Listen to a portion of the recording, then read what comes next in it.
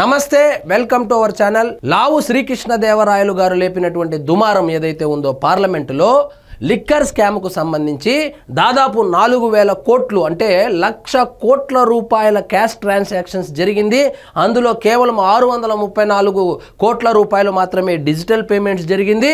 మిగతా మొత్తం cash transactions జరిగింది. ఆంధ్రప్రదేశ్లో జరిగినటువంటి లిక్కర్ స్కాము ఢిల్లీలో జరిగినటువంటి లిక్కర్ స్కామ్ని తలదన్నే విధంగా ఉందని ఆయన పార్లమెంటులో ప్రస్తావించడము, మరుసటి రోజు అమిత్ షాను కలవడంతో ఇప్పుడు సిబిఐకి అప్పజెప్పే యోచనలో కూడా ఉన్నట్లు తెలుస్తుంది. ఇదంతా పసిగట్టినటువంటి పెద్దిరెడ్డి రామచంద్రారెడ్డి గారి కుమారుడైనటువంటి పెద్దిరెడ్డి మిథున్ రెడ్డి గారు ముందస్తు బెయిల్ కోసం నన్ను అరెస్టు చేయొద్దనేసి హైకోర్టును కూడా ఆశ్రయించిన విషయం మనకందరికీ తెలిసిందే. దాంట్లో భాగంగా వాళ్ళ తండ్రి గారైనటువంటి పెద్దిరెడ్డి రామచంద్రారెడ్డి గారు ఎక్కడో కాలు జారి పడిపోతే చెయ్యి విరిగిపోయింది. ఆ యొక్క కారణాన్ని చూపించి 3వ తారీఖు వరకు మిథున్ రెడ్డిని అరెస్టు వద్దు అని చెప్పారంట. ఆ వార్త ఏదో ఒకటి ఉంది, చూద్దాం రండి. పిటిషనర్ తండ్రి పెద్దిరెడ్డి చేతికి శస్త్రచికిత్స. పిటిషనర్ ఎవరు? మిథున్ రెడ్డి. మిథున్ రెడ్డి తండ్రికి పెద్దిరెడ్డి రామచంద్రారెడ్డికి శస్త్రచికిత్స జరిగిందంట. కాబట్టి ఈయన్ని 3వ తారీఖు వరకు వాళ్ళ నాన్న బాగోగులు చూసుకోవడం కోసము ఆయనకు సమయం కావాలని కోరడంతో 3 దాకా అరెస్టు చేయొద్దని ఆదేశాలు అయితే వచ్చాయి. మెడికల్ సర్టిఫికేట్ను పరిశీలించిన హైకోర్టు 3 వరకు అరెస్టు చేయవద్దని సిఐడికి ఆదేశం. ముందస్తు పిటిషన్ పై ముగిసిన వాదనలు. మొన్నేం చెప్పినారు? ముందస్తు అరెస్టులో మేమైతే జోక్యం చేసుకోలేము అని చెబితే కొత్త డ్రామా తెరపైకి వచ్చింది.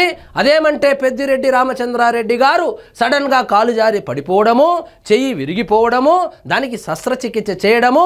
శస్త్రచికిత్స చేసుకున్నాడు కాబట్టి తండ్రికి తోడుగా తనయుడు ఉండాలని మళ్ళా హైకోర్టును ఆశ్రయిస్తే ఈ మెడికల్ సర్టిఫికేట్ ను పరిశీలించినటువంటి హైకోర్టు మిథున్ రెడ్డిని 3వ తారీఖు దాకా అరెస్టు వద్దు అని అయితే చెప్పినట్లు తెలుస్తుంది. మద్యం కుంభకోణం వ్యవహారంలో సిఐడి నమోదు చేసిన కేసులో వైసీపీ ఎంపీ మిథున్ రెడ్డి దాఖలు చేసిన ముందస్తు బెయిల్ పిటిషన్ పై హైకోర్టులో వాదనలు ముగిశాయి. ఇరువైపుల వాదనలు ముగియడంతో ఏప్రిల్ 3న నిర్ణయం వెల్లడిస్తామని న్యాయమూర్తి జస్టిస్ టి మల్లికార్జునరావు బుధవారం ప్రకటించారు. వాదనలైతే పూర్తయింది. తీర్పు అయితే 3వ తారీఖు ఇస్తామని చెప్పారు. పిటిషనర్ తండ్రి పెద్దిరెడ్డి రామచంద్రారెడ్డి చేతికి శస్త్రచికిత్స జరిగిందని, ఆయన్ను చూసేందుకు వచ్చినప్పుడు పిటిషనర్ ను సిఐడి అధికారులు అరెస్టు చేసే ప్రమాదం ఉందని సీనియర్ న్యాయవాది ఆందోళన వ్యక్తం చేస్తున్నారని గుర్తు చేశారు. శస్త్రచికిత్సకు సంబంధించిన వైద్యులు ఇచ్చిన మెడికల్ సర్టిఫికేట్ ను, ఈ మెడికల్ సర్టిఫికేట్ అంటే గుర్తొచ్చింది, ఇదేమైనా బోరుగడ్డ అనిల్ కుమార్ సమర్పించినటువంటి సర్టిఫికేటా లేదా ఒరిజినల్ సర్టిఫికేటా అని దయచేసి హైకోర్టు వాళ్ళు ఇంకొకసారి క్రాస్ వెరిఫై చేసుకోవడం మంచిది.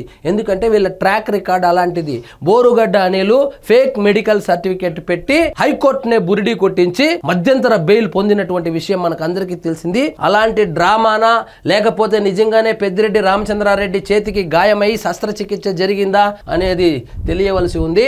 ఏప్రిల్ 3 వరకు మిథున్ రెడ్డిని అరెస్టు చేయవద్దని సిఐడి అధికారులు ఆదేశించారు. వైసీపీ ప్రభుత్వ హయాంలో మద్యం కుంభకోణంలో గత సెప్టెంబర్ 23న సిఐడి పోలీసులు నమోదు చేసిన కేసులో తనకు ముందస్తు బెయిల్ మంజూరు చేయాలని కోరుతూ మిథున్ రెడ్డి హైకోర్టులో పిటిషన్ దాఖలు చేశారు. మధ్యంతర ముందస్తు బెయిల్ మంజూరు చేయాలని కోరుతూ అనుబంధ పిటిషన్ కూడా మళ్ళా వేశారు. ముందు వేస్తే కుదరదని చెప్తే మళ్ళా దానికి అనుబంధ పిటిషన్లంట. వీళ్లకు తెలిసినటువంటి మన న్యాయ శాస్త్రంలో ఉన్నటువంటి లూప్ హోల్స్ ఎవరికి తెలియదు. ఎవరికైతే బాగా లూప్ హోల్స్ తెలుసో వాళ్ళే వైఎస్ఆర్సీపీలో జాయిన్ అయ్యేటట్లున్నారు. సో ఈ విధంగా అరెస్టు నుంచి రక్షణ కల్పించండి అని పిటిషనర్ వేశారు. అరెస్టు నుంచి మేమైతే రక్షణ కల్పించలేము, మీ నాన్నకు చేయికి దెబ్బ తగిలింది కాబట్టి 3వ తారీఖు వరకు అరెస్ట్ అయితే చేయవద్దని సిఐడికి హైకోర్టు ఆదేశాలు జారీ చేసింది. మరి చూద్దాం 3వ తారీఖు పైన మిథున్ రెడ్డి అరెస్ట్ అవుతాడా? ఆల్రెడీ అమిత్ షాను లావు శ్రీకృష్ణదేవరాయలు కలవడం జరిగింది. ఈ కేసు మొత్తాన్ని సిఐడి విచారణ చేస్తే ఇది కుట్రపూరితంగా రాజకీయ కోణంలో చూసే అవకాశం ఉంది. కాబట్టి సిబిఐకి అప్పజెప్పి దాని ద్వారా విచారణ చేపించే అవకాశాలు ఉన్నాయని రాజకీయ విశ్లేషకులు అభిప్రాయపడుతున్నారు. ఇదండి ఈ రోజు మన టాపిక్. మీకు ఈ వీడియో నచ్చినట్లయితే లైక్ చేయండి, షేర్ చేయండి, ఛానల్ మాత్రం సబ్స్క్రైబ్ చేసుకోవడం మర్చిపోవద్దు.